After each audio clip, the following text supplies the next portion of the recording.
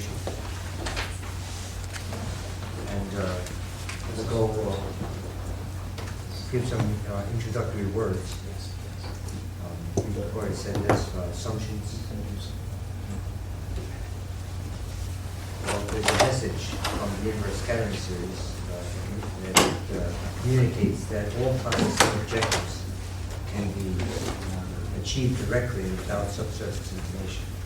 So whatever you can imagine you're interested in between data and knowledge about the Earth, the inverse scattering series says, is directly achievable without subsurface information. So just sort of like a religious ritual, we'll just put this slide and then one after this on to remind us what the series is and what it conveys. So scattering theory is perturbation theory. It's a form of perturbation theory that says if you have a medium and a source goes off and generates a wave in that medium and outside that medium, then if you have an alteration to the medium of any variety, something changes in the medium, a velocity changes, a location of the reflector, then there's a change in the wave field. If the original medium is considered described by a differential operator L0,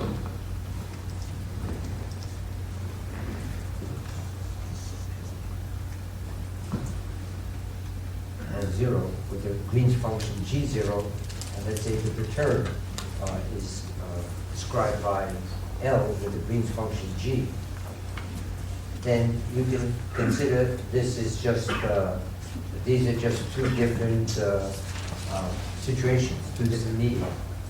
In our world, we treat L0 as a reference medium, and in particular, keeping it as simple as possible. There's a reason for that. In fact, we're going to keep it propagation in a homogeneous reference medium. And there's special reasons, because Green's functions in a homogeneous medium are analytic, and their inverses are analytic. That's the whole point. So the one step after, so L is for us going to be some imagined differential operator for the actual Earth. G is the impulse response for the actual Earth with some idealized source.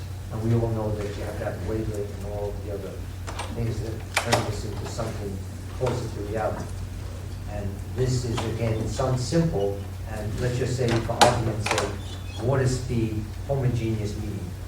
Thinking of the marine case. Then the differential operator V, L, has all the properties that govern propagation in the actual Earth, and similarly for L0. V, the difference of these two operators, is a perturbation. It represents a perturbation in some difference between those two situations. There's a wave field G minus G0 that's somehow missing here, probably on the next slide, that corresponds to the difference of wave field and difference. So V represents the difference between actual and reference operator, hence difference between actual and reference properties. G minus G0 corresponds to the difference between wave field actual and wave field reference. There is an identity, equation 1, that relates actual wave field, reference wave field. Reference wave field is the difference between actual and reference properties and actual wave field. This is not a solution for G, it's a relationship. It's a scattering theory, scattering equation, or some places called the Lippmann-Schwinger equation. It's an identity like sine squared plus cosine squared is 1. It's not an arguable idea. You can solve it, and people have, in a forward sense, meaning a modeling. Normal modeling would start with this equation, finite difference, take L, actual properties, produce actual wave field. Okay? this whole perturbation approach to the world is the modeling is going to take place in a perturbative sense. And so if you're modeling, you are after producing the actual wave field in terms of knowing L. Instead of producing G in terms of L, it produces L in terms of its ingredients. L is determined by reference and V. So if you have L0 and V, you have L. This iterative updating of this, where you take a first approximate to G as G0, then the next approximate to G as G0 plus G0 V G0, and keep repeating that, you get this series. This is a forward series. The terms on the right-hand side come from either L0 or V. You have to know L0 and V to compute this, and this wave field, calculated in a perturbative sense, is a modeling, and it shares properties with every other modeling procedure we know. This, to generate a wave field and data, the right-hand side needs to know the medium. Needs to know L through L0. Where did L0 come in? L0 came in through G0. V came in through itself. Okay? So that equation is entirely consistent and in keeping with all of our intuition. It says to generate a wave field, to generate data, let's say the measured values of G, which would have primaries and multiples, you need to know the medium. You have to tell me first the model type. Is this acoustic, elastic, anisotropic? I need to know the model type, and I need to know every detail of that model, or I can make a wave field. Clear? It's just making it term by term. So that's where all our intuition comes. So modeling is, that's why when people say you can predict multiples without subsurface information, it sounds crazy from this point of view. This point of view says to make a multiple, or a primary, let's say among the things that a wave field is, where wave fields are measured. To make that data, to make it, you need to know everything about the Earth. So modeling has a very special message. So, the next slide, this can be seen as sort of G minus G0, the difference in wave field, if you bring this to the other side, as some kind of series. It turns out it's a very special series. It's a geometric series. It's a geometric series, and maybe I wasn't planning to say this, but having this form is what people who are doing inversion in general, in traditional inversion, don't appreciate. And I'll explain what I'm about to say. This is G minus G0 is G0 R, G0 R squared. That's geometric. Most people who think about inversion in our business and in general think of inversion as a Taylor series. You have data of M is data of M0 plus data prime of M0 delta M. You invert a fresh air derivative sensitivity matrix. Yes, it's thought of as a Taylor series. So if you say how are you going to go to higher terms, you'd have to have a second derivative, and so on. A Taylor series does not have an inverse. You give me f of x0, f prime of x0, and delta x.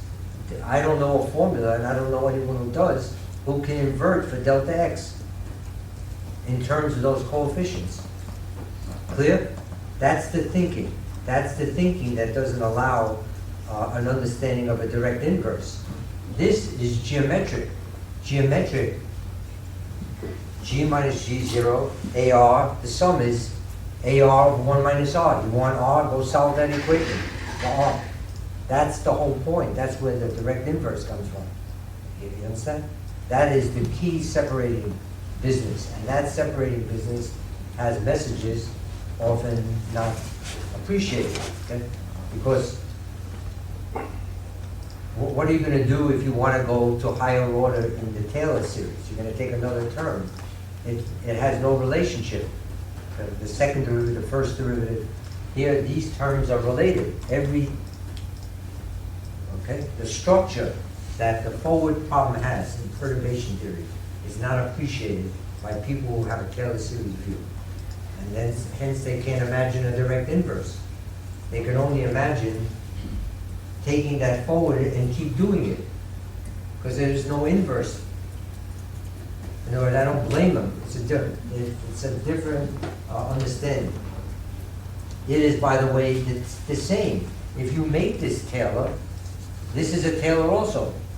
It's just a very special Taylor. Geometric is a special Taylor. Yes? Taylor isn't geometric, but geometric is a Taylor. You understand? It's just that structure gives a very powerful ability to turn in the other direction. So what that last equation, if we call a scattered wave G minus G0, you get this series here. The forwards is still a forward series. It's still, you need the medium in every way to get the scattered wave. But you can call this scattered wave, this term, the linear approximation to the scattered wave, the quadratic, and so on. What we're interested in the inverse problem is, first of all, we are interested in this as a forward, and we'll have more to say about that tomorrow as a modeling tool. Just to give a hint, we've spent a lot of time taking the inverse scattering series and separating it into useful pieces, resurface, internal, and all that. It's time to turn this into something useful. This also tells you the construction, and you can select a P only, for example, and get wave theory P only in an elastic medium without ray theory. Or do the same kind of, I'm not interested in the whole thing, I'm interested in because it's a series, all the working parts are there, how it's making things. So we'll get to that tomorrow. But, so the inverse is not that equation. The inverse is from measured values of the scattered wave. Yes? You don't have the scattered wave everywhere.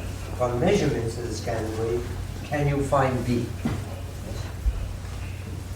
So how that goes about is, first, there's an assumption that if the scattered wave is geometric in V, then V is geometric in the scattered wave. And in particular, it's geometric in the measured values of the scattered wave. So that's where that whole inverse machinery comes from. And if you didn't see it as geometric, you won't see that as an inverse. If you're stuck with Taylor, you can't go back. In other words, I never saw an inverse formula for a Taylor series. Are we clear? What the difference is? A small difference, but it makes why one path found a road going back directly, and the other path only takes the forward and keeps updating it. But they don't see an inverse other than that.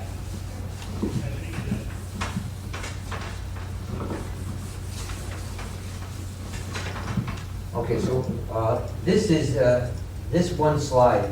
If we can, I apologize to people who've seen this ad nauseum, but for those who haven't, and there are some people here who haven't, this slide tells you in one slide why every single processing objective can be directly achieved from water, speed, and data. Every single processing objective that you can imagine on this slide. In other words, this slide is where we start whenever we look. When Chris Innanen was here working with Jose Eduardo Lira, and they wanted to do Q compensation without Q. Yes? They find a sub-series of this that does that. In terms of water speed background, which has Q is infinity, and data, which has been damaged by a real Q. they remove that effect without ever knowing the Q mechanism. The results they have. Okay? So all starts with this, the same, no matter what your goal is. That's why this is a, what do you mean, no matter what your goal is? So I'm sort of jumping ahead. That form, if you need to see why that is reasonable, if you accept that in some general way, that scattered wave is an AR plus AR squared and so on form, where A is G0 and R is VG0, then given all the conditions that make this happen, this is AR over 1 minus R, the first term over 1 minus 3, assuming R is less than 1, all the normal things you do. This is able to be solved for R. This is an algebra problem. Okay? You solve for R, and you get a form, let's just do it, scattered wave 1 minus R is AR.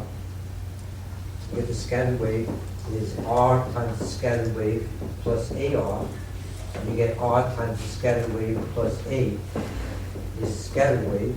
And this is, R is then scattered wave over scattered wave plus A, which is scattered wave over A times 1 plus scattered wave over A. So it's a power series in scattered wave. So if something is a power series, by the way, it needs to start with linear, not A. This is the G minus G0 in terms of V. It's this difference in terms of V. It's perturbation theory. Perturbation in a model, in medium, and perturbation in wave are related. Okay? Just went forward and back. So this is then, what would you write? Scattered wave over A minus scattered wave over A squared. These are then, this is the linear approximation to R. In terms, right? R1, R2. Notice this minus sign. For those familiar with the inverse series, that V2 minus G0 V1, G0, that's where that minus sign is. In other words, this is not one-to-one with the inverse. It's much more complicated. But it's a hint, algebraically, of that kind of structure. Yes. So if you have a forward relationship, which is a power series, in terms of a quantity R, then R, which is here VG0, is, in an algebra sense, a power series in the sum. The inverse geometric series. So that's the motivation for equation 3. That's giving some kind of rough idea of why it's reasonable. In other words, that equation 2 is scattered wave is AR squared. That's the top equation. Next thing you know, you have R is scattered wave over A. You have a whole set of terms. This is V1, V2, okay? That's what's going on. That's giving some reasonableness to that expression. What is V1? V1 is the portion of V that's linear in the scattered wave measurement, linear in the data. V2, let's look. R1 is the portion of R, linear in the scattered wave. R2 is the portion of R. This is a formula for R.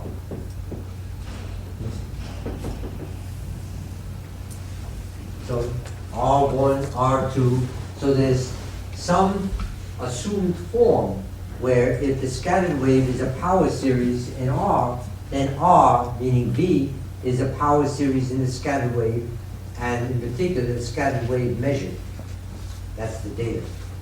So what happens next is you take equation 3 and you substitute it in equation 2. You take that equation and substitute it in the previous equation, 2.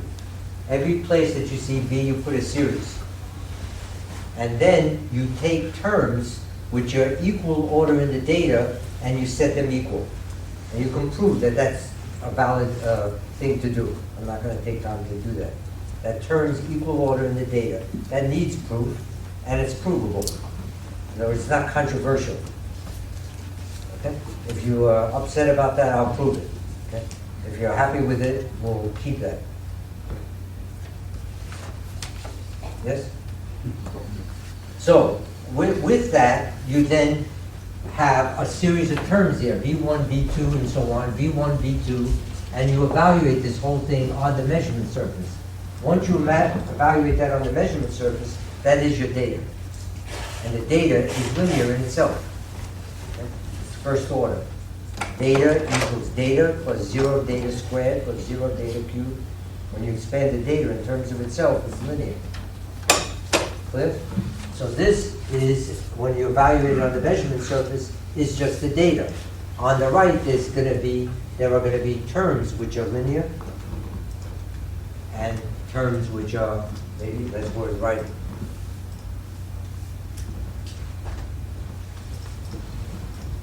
That's the last thing.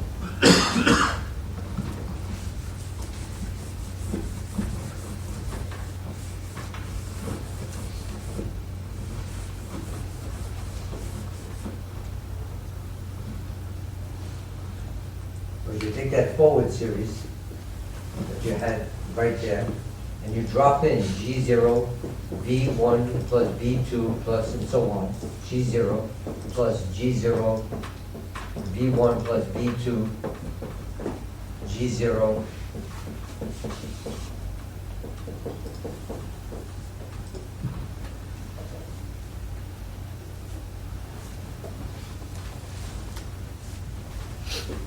and so on. V1 is the portion of V linear in D. It is linear in D. This is quadratic in D. Scattered wave measured is D, the data. Linear in D, quadratic in D, linear in D, quadratic in D. So once you evaluate this on the measurement surface, this is the data. The only term on the right-hand side that's linear in the data is G0, V1, G0. Quadratic, V1, V1, quadratic, linear times linear, and so on.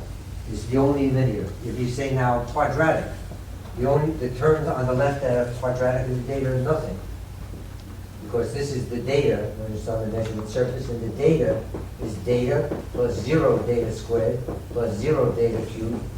You take a power series of data in terms of itself, it's linear. Okay? The next term, quadratic. V2, G0 plus G0, V1, G0, V1, G0, and so on. To get from the substitution of the V form into that to this, you're assuming that terms equal order in the data on both sides of the equation are equal, and that is provable. Okay? So with that, you get the following. You get this. G minus G0 measured is G0, V1, G0. G0, V2, G0, and so on. So what's the scheme? Let's say you were after inversion. Let's say you were after V, determine the Earth. This says you can find the Earth by calculating V1 and then V2 and all of those terms and add them and get V. That's the scheme. Yes? To get the first term, if that was your goal, this is water speed. Water speed propagator. You can get V1 through a Stolt FK water speed migration analytically and output V1. It's an analytic inverse. In other words, there's no matrix to invert. Okay? You just do things to your data and out comes the V1. So in terms of water and data, you have V1. And there's no matrix in sight. After you have V1, you put it in here and here. You have water, data, and water, water, data, and water, water, water, water. You get V2 exactly how you found V1. You invert the same operator. There's no background changing. There's one background that stays fixed, water. And every single inverse step is as simple as the first. The complexity here is it multiplies. It substitutes simple, it gets a simple inverse step by more multiplies of data. Multiplies, if you say you want to multiply data or you want to invert something with data, you don't have to, I don't have to think long about that. Okay? Data times, you want to make an operator, that, in other words, if this was linear iterative, watch what would happen. The normal thing that happens when we do iterative linear is the following.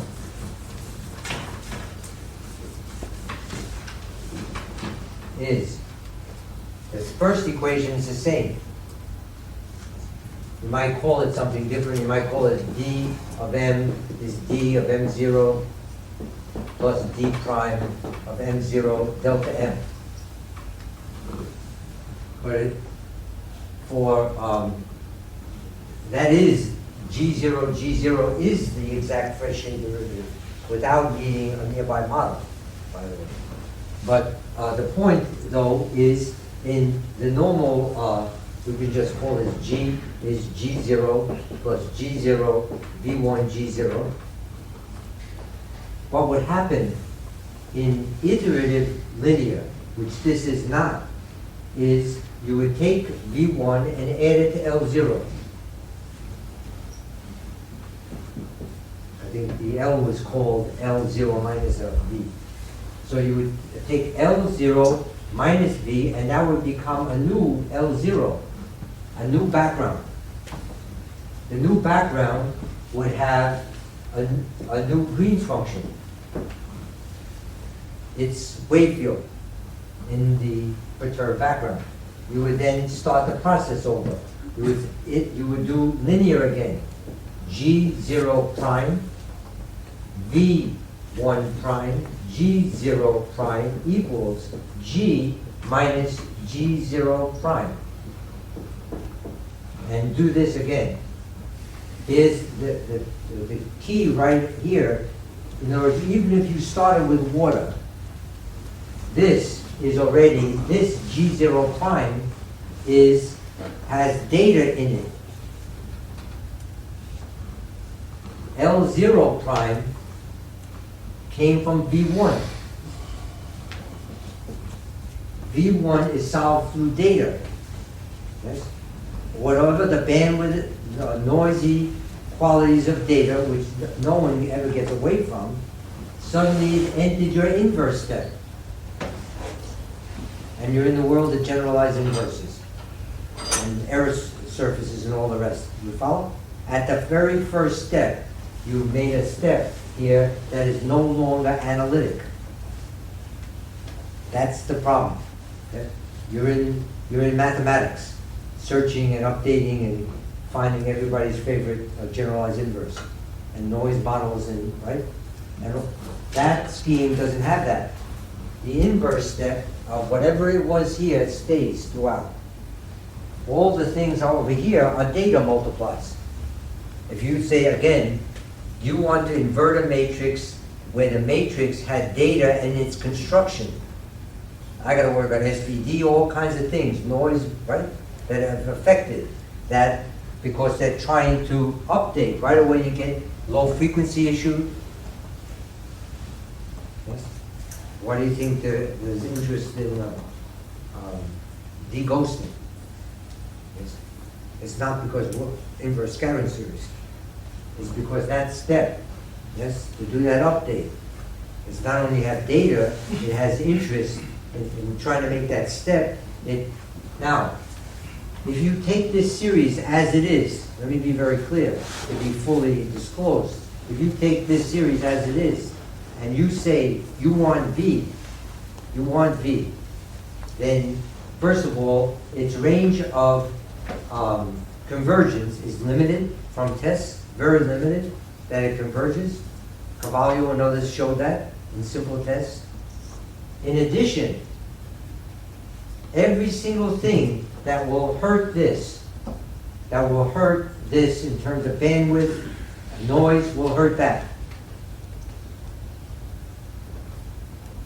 Okay? In other words, when you want V2 to get parameter estimation, like Haiyan Zhang, your band limited data is going to affect anything that tries to take a linear approximation to a step and turn it into a nonlinear. At that step, I don't care how you go, a low frequency is going to come in to be of interest. This will have no distinction on that issue. Clear? You're not going to escape that. The value here is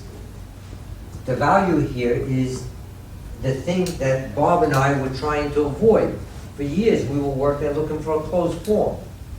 And we were looking at Gelfand-Levitan, Marchenko, Liouville transformations. We were trying to avoid a series. Because the dots. What are you going to do with the dots? You know, convergence issues. We had a formula to get a big enough machine. In comes the data, out comes V. Okay? But there was none. There was no formula, closed form for a 2D acoustic medium. 1D there is, all this, and all those closed form 1D fail with band limited noisy data. All the Gelfand-Levitan, all the Guppio, which is a version of that, stripping, has that same sensitivity. The benefit of this is not in what it says. It's not in what is here. The benefit is, this is a direct machine. Direct means there's no searching. There's no searching. The solution for V1 is what it is. Okay? It's explicit, and whatever it's doing, it doesn't need you to change the background. So the question we asked was, okay, it's useless for everything. You ask this to do everything, you get nothing. You get the point? If you ask this to get the Earth, you want to bet on this to get the Earth, I'm not going to bet on it. Okay? But what I will bet on is, if you look at this in terms of tasks, see, it's all the machinery is spread out. You can locate subseries, the free surface multiple subseries here, and you'll see it in a slide in a minute. And an explicit example works one frequency at a time. When you do SRE, which is a version of free surface multiple, you have 5 hertz in your data, and all it cares about, it gets 5 hertz out. It doesn't need 4 hertz, 2 hertz, 10 hertz. That activity is in a subseries. There's no way that you're modeling that multiple out. You give me 1 hertz of data, I can't locate the water bottom. I need to do imaging. I need T equals 0 to locate the water bottom. And yet at one frequency, the free surface multiples come out eliminated. Okay? One frequency at a time. That's a property of a subseries of this, not shared by the whole series. Not. This whole series does not work one frequency at a time. Not. But subseries have different properties. What are you talking about? You have a series 1 plus a half plus a third plus a fourth. The harmonic series. That's infinite. It's divergent. You take the geometric, 1, a half, a fourth, it gives you 2. A subseries can have better properties than the whole thing. Okay, so the value here is you can go in, because you have all these diagrams, you can see what it's doing. And you can select things. You can select the free surface and the internal. If you're Haiyan Zhang, you can select target identification. Yes? In other words, you can see how different activities happen, because it's like a clock that all the machinery is there. So you can pull out pieces. And you should do them, and we advocate doing them, from the simplest to the hardest. Free surface is easiest. Internal multiple is not as easy. It already cares about bandwidth a bit. Okay? Depth imaging cares more. Much more complicated to get that out. Many more terms. Okay? AVO, nonlinear AVO, Q compensation, and so on. So what we say is, do these things do the simpler one first, in isolation. After that's done, start the problem over, get the internal multiple out. We have not gotten this to a point where we are collecting the terms to get the internal multiple out in multi-D. Okay? That's in front of us. You're going to see progress tomorrow on that activity. You understand? Eliminate, not attenuate. So, that, again, what this says is, in principle, in other words, for, let's say you gave full bandwidth, noiseless data, and you were within the range of where this converged, then you put the data in here, and it will give you the model with all those caveats, a lot of caveats, right? Convergence and bandwidth, right? To do all the things we used to do, noise-free. So what's the point? The point is, if you have a machine that takes in data and gets the Earth, you can imagine that there are a set of tasks like this that's being accomplished along the way. That if you imagine that in comes data, out comes Earth, things like multiple removal. Well, one question is, why would you think a direct machine would take multiples out? Why wouldn't you think they would use them? It makes sense to me they might use them. Turns out they get them out. They do what traditional processing does, get rid of multiples. In other words, there are sub-series that do that. We don't make it do that. So it treats multiples as series like noise, coherent noise, and treats primary very differently. It doesn't mean multiples have no use. We all know they have use, and people look at it and they should. But this series doesn't have that attitude. Okay? This direct procedure, it's coherent noise to get removed. Okay, so basically that's what's driving a lot of activity, because it's sort of a call. Let's say you're doing, there was a time when multiples depended on velocity. Stacking, right? Radon, high resolution radon, you need a velocity. Suddenly there was a view, two things. They couldn't get the velocity good enough and multiples and primaries, they didn't have sufficient move out. Suddenly there was a move away because of the complexity of targets and the availability of alternatives. The SRME business came in. Okay, so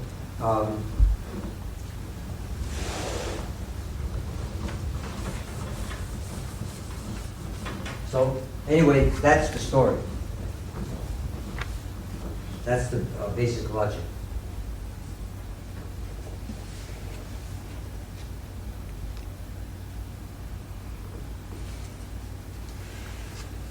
So I might as well say this word. There are two types of non-linearity for us in the world. One is what we consider intrinsic, and the other is circumstantial. And the inverse scattering series deals with both. And it treats them both very differently. Let me give you an idea of what innate is. Let's say if you know the whole world. If you know the whole Earth, I'll make that my reference, and my reference wave and my actual wave will agree, and I'll get no data, because I'll subtract the reference wave in my phone from my actual wave in my phone. So, but I wouldn't lose any sleep over that possibility, okay? But that's the place to start. If you know everything, you have no data and you have no inverse problem. It'll match up. The next step is, you know down to something and then you don't know. If in the world you know and then don't know, to keep it simple, you know a homogeneous, it's down here homogeneous, but unknown. Then the relationship between the data and that unknown is nonlinear. That's what that forward problem is saying a few statements ago. This is saying you change a medium by V, any V. The change in the wave field is nonlinear to that change. So here, you can imagine it was homogeneous everywhere. and then suddenly we perturbed it by a constant, yes? So now it's this and unknown. This is where V lives. The scattered wave or the reflection data is nonlinear to that. You call that the Zopitz equations. Okay? PP and all of that. Okay. That for us is innate. The only way you avoid that kind of issue is if you know the whole world. If there's something you know and something you don't know, then the relationship between that data and that thing you want to find out is innately nonlinear. Okay? Zopitz forward inverse is going to be nonlinear. Okay? Innate. Every other nonlinearity that occurs is not innate for us. It's circumstantial. For example, depth imaging. If you know the velocity and you want the depth, it's linear. Okay? If you don't know, you don't have to know the velocity everywhere. If I know the velocity just enough to get that image, it's linear. You do a sum and you get the, right, of some variety. If you don't know the velocity and you want that same depth, the inverse series says there's going to be nonlinear. But that, with a certain amount of information, could become linear. Yes? Could become linear. That is what we call circumstantial. Any circumstantial issue, any circumstantial nonlinearity, the inverse series first decides, is it linear or not? That's incredible. I don't think we ever dreamed of that. Let me explain what I'm saying. Let's say somebody gave you a velocity and you got an image. The next term in the imaging series, in the series, determines if the images that were provided are correct. They decide that by images communicating with each other, and if they decide things are correct, they shut down. They don't act. They're not just perturbing. They make a decision. Is there a call for their capability? You can show that analytically. Why? Because the directness of the series it's purposeful. It's not update, update, update. Every term in the series has got a job to do, an explicit job. And if its job is uncalled for in your data and with your input, it will stop. The integrand will be zero. That's amazing to me. In other words, my fear, maybe our fear, was we would get a first shot, the first term of an image, and then it would perturb. It's a perturbation. Lower, higher, and after 10,000 terms, we'd come to Scott Morton and say, Scott, I'm sorry, you were right. But it burnt up all the machine power on the earth to get to that, because it doesn't. The first term in the series for imaging without the velocity determines if whatever you gave it is adequate. And where. There are places it might be, there are other places it won't be. And only it calls on systems of terms, lights them up, if a need is determined by the series. You don't have to do that. Are you sure that always happens? It happens in the cases that we've analyzed. Yeah. Always a big word. Cases where it works. I'm not sure either. But in the cases, it's amazing to me it occurs ever. In other words, it's hard to, let me try to be clear. There are cases that we can have analytic control. In those cases, you can see integrands vanishing analytically. At some point, we make inferences from that to places that we can't see as clearly. Perhaps that's an overstatement. To the experience we've had, there's no exception to that. So, for example, in Professor Fang Lu's work, there are places in his salt image, we talk about ISS imaging, where the image is accurate for the degree of terms he has. There are pieces in his image where you can see it's not right. You know, it's not the wall is not right, or the fraction didn't come out. The further terms don't touch where it's right. They only keep acting where there's a need. And that's a pretty complicated model. That's beyond numerics. I mean, beyond analytics. It's pretty suggestive. In other words, those further terms have no evaluation. They decide there's no non-zero quantity where. And in addition, where it's correct, the common image gathers flat and done. Okay? And you can see where it has a need, the common image gather has a move out. In other words, it's not looking at that, but when the common image gather is flat, we look at it as it's done. It's necessary and sufficient there. I'm wandering off a bit, but I've seen no example analytically or numerically that violates that. That doesn't mean there isn't any. So, well, the same with internal. You don't even have to go to imaging. Let's say you take a primary from the water bottle. A primary, that's the only thing that's there. And you put that in the internal multiple algorithm. At the second integral, you'll get 0. We'll say there is no internal multiple here. It's looking for lower, higher, lower. There's no lower. There's only one. It needs events like this. If you give it one event, it says there's no internal multiple. It needs 2 reflectors to have an internal multiple. The algorithm sees the data, and before it finishes computing, it stops. Okay? That's very similar. It says there is no internal multiple. It doesn't sort of perturb towards it. The first decision is, do you have one? That speaks to the same type of purposefulness. Everybody get the drift? You give me a primary, stick it in that lower, higher, lower. There is no lower, higher, lower. It's just one event.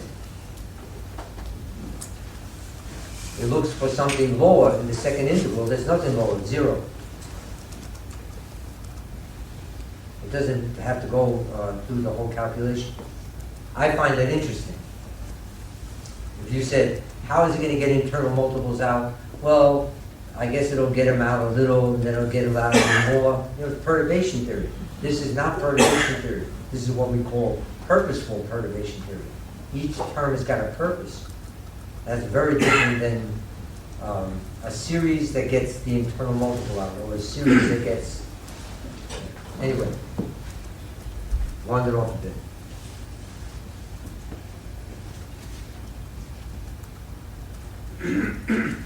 So, these 2 types of nonlinearity are both dealt with by the inverse series. This is talking about the imaging. Well, we can show this if people want, but we won't do it now. So the free surface multiple, we've gone through this. This is an extremely useful example. Its simplicity is amazing. This has a very old history. The earliest reference I know to this is 1968, Weglein, an appendix. Just, they write a formula down like this, without even deriving it. Okay? They say, well, if you want to do it with a free surface, here's what you do. So the free surface idea certainly didn't start with Burkout or ourselves or Claerbout SCP Volume 1 had a free surface procedure. It's called Noah Decon. Yes. So there's a lot of histories. But look at what's happening here. You have a unit pulse with no free surface, and a wave comes out of the Earth, R of t, a train. That train has primaries and internal multiples because there's no free surface. That's its frequency response, R of omega. Now you put a free surface here. When you put the free surface, the first step you do is deghost. This assumes this whole machinery that the wave went down from the source and up to the receiver. At that step. That's why deghosting is essential. Okay?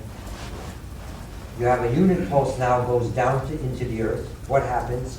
This pulse enters the Earth and comes out like R of omega. First of all, R sub f of omega means what will this read in the presence of a free surface where the direct wave is gone and you source and receiver deghosted. So you have a wave like this.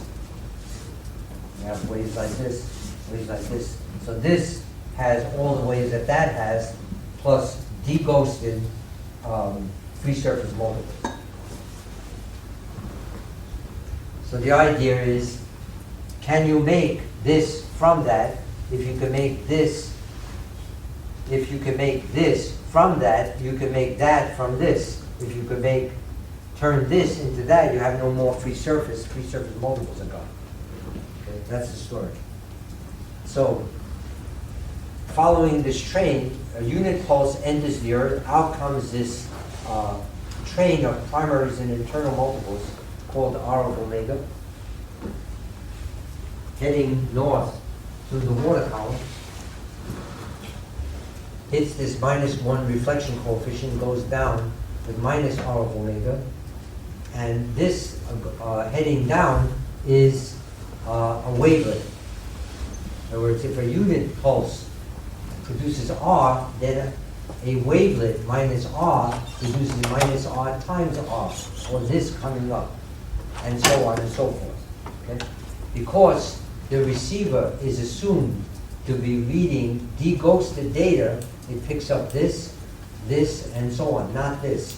This is a downgoing wave. Okay? So when you sum all the upgoing waves through this process of building RF from R, you get terms, as you can see here, which end up as this series. You could turn that series into R of omega, the data without free surface multiples, in terms of, and you have this series. This is your SRV, this is free surface multiple removal.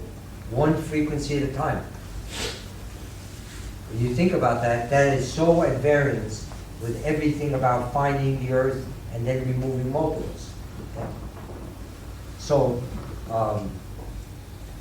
what's the difference between this and things that came before?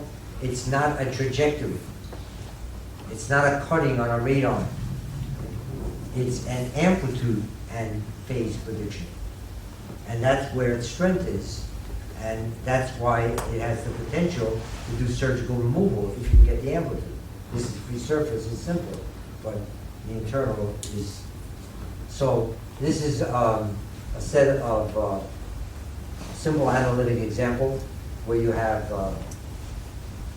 two reflectors and a bunch of first order free surface multiples. And we just write the data down in the time domain, put them in the frequency domain, square it in the frequency domain, which is happening here, and add it back to itself, and all of those multiples cancel, exactly cancel. So this is not a new example. So absent of low frequency has no role here. So here's an invisible primary. Let's say you had a primary and a free surface multiple that completely canceled. Here's a primary from the water bottom. Here's a primary from a sub-water bottom. Let's arrange this one and this one to cancel. So this, it's not hard. You just make T2, 2T1, and make R2 prime R1 squared. Yes? And then these two are gone, and all you see in your data is this. All you see is the water bottom primary. So how is it going to get the second primary if it doesn't even see it? It gets it by, just follows the algorithm. It says, my data is R1, I go in the frequency domain, I square it, yes, and I add it to itself. When it adds it to itself, it just made the primary, the second primary. How did it know to do that? How did it know it was a second primary? You told it was a free surface. You told you told this problem that there was a free surface in your problem. How do you know? This formula assumes that there's a free surface. So if you have a primary, it's not going to be the only event. That's how it knows. and it starts to make other things happen. Clear? So it's not a mystery, it predicts the negative of the multiple, and when it predicts the negative of the multiple, it's giving you the primary. Okay. But there's no, imagine that with energy minimization. You had nothing there. The primary and multiple cancel. You got the multiple out, suddenly you got a primary. The energy went up. Because people say, what would you do if the primary and multiple interfere? Those people who don't understand that this is not just a phase prediction. This is not a trajectory. This is an amplitude prediction. So that's why we're so, where's the Weglein, where's the deghosting? We need that amplitude, all the pre-processing. Okay, so this is Paolo Cavallo's grown-up version of that formula. And this is Araujo, the company's internal multiple algorithm. They're very different. This, the first term in this series, D1 and is 2 here, is an eliminator of every multiple that's hit the free surface once. Eliminate, in principle. And there are examples of it. If you do all the things it said to do beforehand, do all the deghosting and all the rest, that there are examples, numerical examples, that will show that the amplitude and phase are exact. It not only does it, and this is very important for some of the talks that are going to happen tomorrow, not only does it remove every first order multiple, it alters every higher order multiple. It alters every higher order. And what it's altering them for is so that higher terms in the series can eliminate them. But when you first look at them, some of them look worse. So terms in the series are often brought about because we have some interest. They will seem to have a flaw sometime, a deficit. The deficit is because we're looking at a term. From the series point of view, the deficit is purposeful. And you'll see this with internal multiples. Okay? There are things that we would rather the leading order not do that it does, but the series needs that to happen because another term is exactly going to cancel that deficit. In other words, the series is a cooperative activity. The term does some things and doesn't do some things.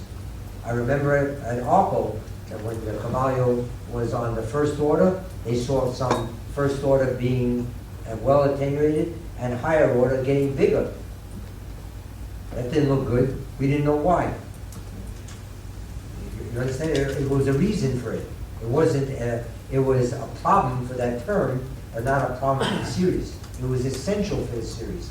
If those other free surface multiples didn't get bigger, they would not have been eliminated in the next step. Okay? They were sort of made to stand up straight, and then they killed them. Okay? Interesting. Okay. This last year or so result from Andre Ferreira, he's Dr. Ferreira.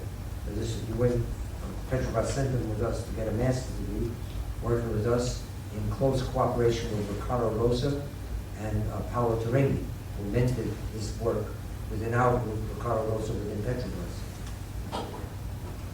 I think it speaks for itself. First resurface. This is complicated offshore Brazil.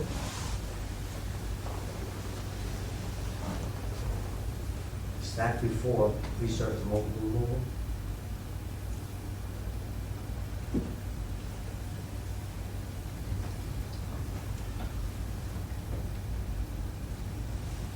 Internal multiple, focusing on an area. The internal multiple very closely. So a piece of this line was processed in that blue area. So in the surface, free surface multiple, did you use an adaptive subtraction or you just use the series? In here, Yeah. adaptive subtraction was used throughout. There'll be a slide that says that. including for the internal.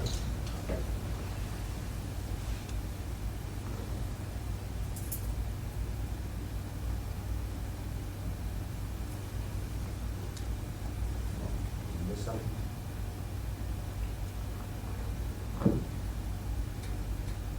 To blow up.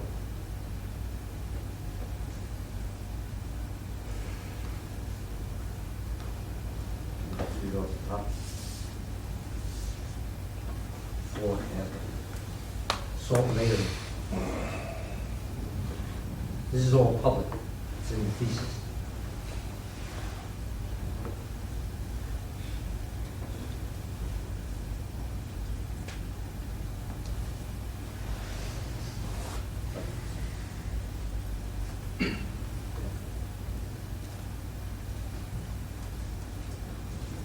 So, adaptive subtraction is required. It's necessary. There were things that we said, you need to do things to fix things for things you didn't do, okay? Ghost issues and wavelength and all the other things. And in addition, the internal multiple is, given all the prerequisites, it's an attenuator. It predicts the precise time, but the approximate amplitude. So if you want to eliminate, you're going to need some fix. Either make the series stronger or get some kind of adapter. But no other tested method was able to attenuate the sequence of internal multiples below the salt layer. That was the Petrobras conclusion, because they had tested away from us other things. Pereira was sent to get a message to be with us because of that data set, specifically.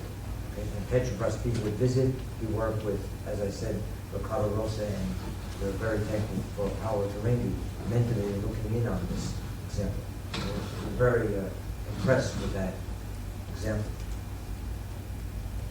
Okay, and then for land, there was a work with Yivo and a group in Saudi Aramco, where they tested a bunch of internal multiple methods. In fact, every internal multiple method that they had, and they published a statement that where other internal multiple suppression methods were unable to demonstrate similar effectiveness. So we were very happy. And Chung Fu, the third author, is with us. Where are you? In the back. Again, PhD with us now. Teaching us everything we can learn as best as possible. Okay, that's the end of the talk. Again, I want to thank the sponsors. We're trying to give you some sense that where the inverse scattering series comes from, that its potential is partially tapped. I'll talk about the inverse scattering series depth imaging. For me, if you had to say in 3 sentences, what's the state of depth imaging, period? Depth imaging is a tough problem, not completely solved by traditional methods, and it's a tough problem, not close to being solved by the ISS methods. That's my assessment. More work needs to be done. You'll see what we've done. It needs more strength. It's more complicated than we understood, and the capability within the series is just barely being tapped. The reason is we thought that if you need the velocity, if you know the velocity, that's all you need. That's all you need to find depth. If I say, well, I'm not going to tell you the density, you say, I don't care, I just want the depth. If I want amplitude analysis, I don't care about everything. But if I only want structure, velocity is all you need to know, yes? So we assume that I'll take responsibility that the only thing we need to not know is velocity. But if you need to know it, we assume you don't need to know it. Well, that is not enough. We need to know more. Then we need to assume we don't know more than that. Let me explain why. And don't be insulted to all those doing traditional migration. But essentially, if you're interested in structure, given the velocity, its phase, what you're looking at. The amplitude is interesting, but it's phase that makes the location. Timing. In this inverse scattering business, when you get away from subsurface information, everything is amplitude and phase. The multiples work with the amplitude and the phase of the multiples. So if you want to locate this target and you don't know the velocity, the median, let's say, then it takes this primary and this primary and they talk to each other. It takes the phase and the amplitude of those events and they communicate. And the amplitude information, as a function of angle, it decides whether there's a velocity change or not. What I'm trying to say is the need for there's a combination of AVO and phase-like activity going on in the inverse series. Okay? So I'll give you a simple example. Let's say you had velocity was the same. Velocity, but you had reflection due to density. It was C0, C0. And I put C0 in. That's the right depth, right? It's going to be the right depth for this, the right depth for that. If I don't know better and I say, well, no, I'm an inverse scattering person. So I'm going to take this primary and let it talk to that primary, and they have a great time talking, and I tell them only velocity change. Yes? Yes? The method still require the reciprocity assumption. Yes. It does.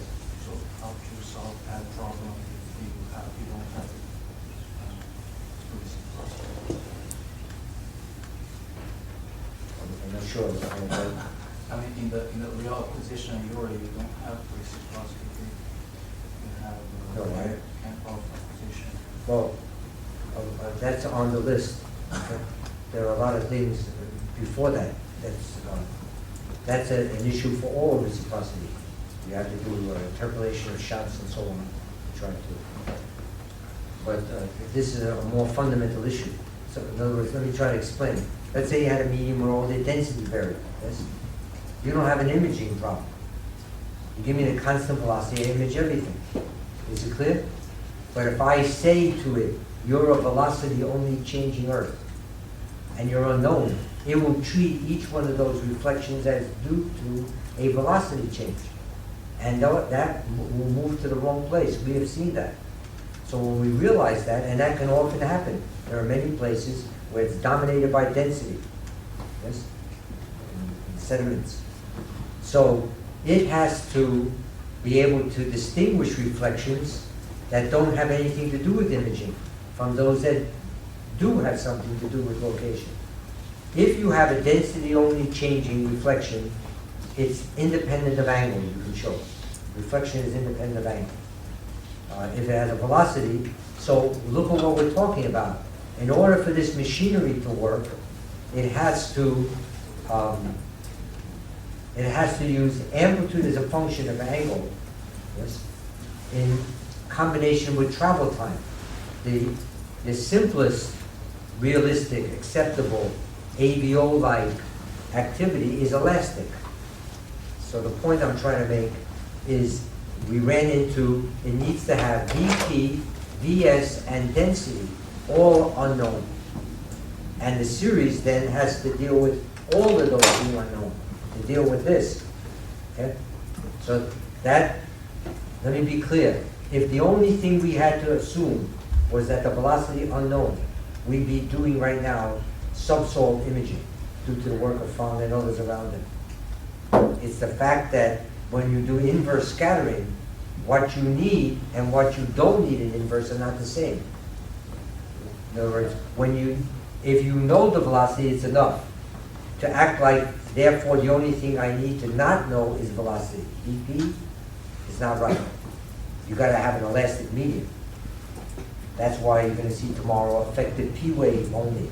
We're going there. And so we're trying to mitigate that issue. So it's become much more complicated than we anticipated. The potential is there. The mining is going to have to be smart. You understand? The mining is gonna have to be smart. It will come. The first field data test showed viability, and we'll explain what we mean by that. Kristen data. Kaman was involved in some way. We were in Moscow. Let's looking in on that. Okay, so wandered off a bit, but the point is, this inverse scattering series is a big mine of capability that for multiple work, for the internal multiple, that right now is our pressing need. We must make it into an eliminator. Okay, we need to get the terms. You're going to see work tomorrow by Zoe and Dr. Herrera on that kind of thing, yes, going beyond attenuation. We must do all the prerequisites. And, well, I'll be honest, why? It's something we know how to do. We know how to search those things. And it's simpler than the imaging. Get that done first. Why? People, our sponsors are telling us they have that issue. They're not telling us, no sponsor has ever said, you know, go find ISS depth imaging. So why would we do it? It's a matter of, do you feel that the current ways of CIG, FWI are going to match the need? There's a challenge, and there are what we're doing to try to find the velocity. Is the current approaches a return on investment that's going to make that happen? Or is it worth investing on a way, like with the multiples, that avoid that need? That's not a clear thing, yes? We're clearly looking at the other as a possibility. The inverse scattering depth imaging is tougher than we realized, okay, for the reasons I just mentioned. Is it viable? Yes. When will it deliver? That's not clear. And will we stop? We won't. If it was shown to be not viable, bandwidth or something, we'd shut it down. Okay. But once you know it's possible and it's going to take a lot of work, you don't shut it down. You just do other things to pay the rent and keep that going. Yes? So I'm telling you the truth. So it's tougher than we anticipated. So that's gone a bit beyond multiples. But let me stop now. We have several talks this afternoon on multiples, but we'll save time tomorrow, because some of the words I said about imaging are sort of the review for imaging scattering. Add a few more words. I have a Yes. question on that one. So Yes, yes. you did make a good point about what are you not assuming, what we cannot find. So could you do that analysis using a synthetic data? Have you tried to do that? Like generate a acoustic only synthetic data and invert, try to model it, image it, and then use density to generate the data. And Fails. so you have something to show that tomorrow? We can show you that. Okay. In other words, if I tell you it fails, why would I lie about something? No. I just don't know that I have that example. It's in one farm's archives. Okay. It's when we realized that we had to go back to the drawing board, put velocity and density in, Okay. and we've gone past that. But that was, in other words, that's an excellent question, Imtiaz. In other words, we tested, when we realized that, a model where the velocity and density both varied, and we assumed in the inverse only velocity varied. It didn't work. What do I mean didn't work? It didn't give the image at the right location. If it was only velocity with those kinds of contrasts, and we assumed only velocity was unknown, it would work. So it caused an issue. Density, and we're talking about only structure. I'm not talking about AVO after. We're just saying, get me that subsolved image located. It takes all those in other words, that's unimaginable from traditional. If I say, I want just the structure under the salt, all you need is a velocity. If you can have it, what we're saying is, when you put it in the machine, without information, the things it makes you assume that you don't know is more than you need to know when you know things. I don't know if that sense made any sense. Okay, if anyone understood what I just said, please explain it. Okay, but that's basically, you understand? If one thing needs it, we assume, well, we'll work like we don't need it. Well, it turned out, assuming you don't need it is not assuming enough. You need to assume you don't know other things too, because it's an amplitude issue going on, not just phase, in the inverse series. And the series will change. The series changes. That's a good question. Yeah. You said earlier something that was quite interesting. You were talking about doing modeling with the forward series. Yes. And you said, for instance, if I take certain terms in that series, I could do P-only modeling. Yes. So that suggests to me another approach to multiple elimination, which says, I know the Earth, and quite often we have pretty good approximation of it because we drilled the Brazilian wells already. But it's a complicated Earth, and I really still have multiples of my images I'd like to get rid of, so I can image whatever it is I'm imaging better. One way you could do that is to generate a P-only model from the Earth model you know, and subtract what we did and what's left of your multiple. And then You could do that. Is that a reasonable assumption that maybe this is an application? Extremely maybe you could reasonable. come up with? The issue with multiples has so spoiled us that we weren't prepared for how difficult the imaging is. The multiple methods work independent of model type. This thing with 1R, did we say anything about where the water bottom is it acoustic, elastic? It doesn't care. That D, Q, it doesn't care whether it's absorptive even. So you have model type independent subseries. We have not developed a model type independent imaging. So we're suffering through acoustic, elastic, how many parameters. Okay, that easier road for multiples as, but we're, I think, separate from that, what you're saying, David, is a reasonable thought, separate from that issue.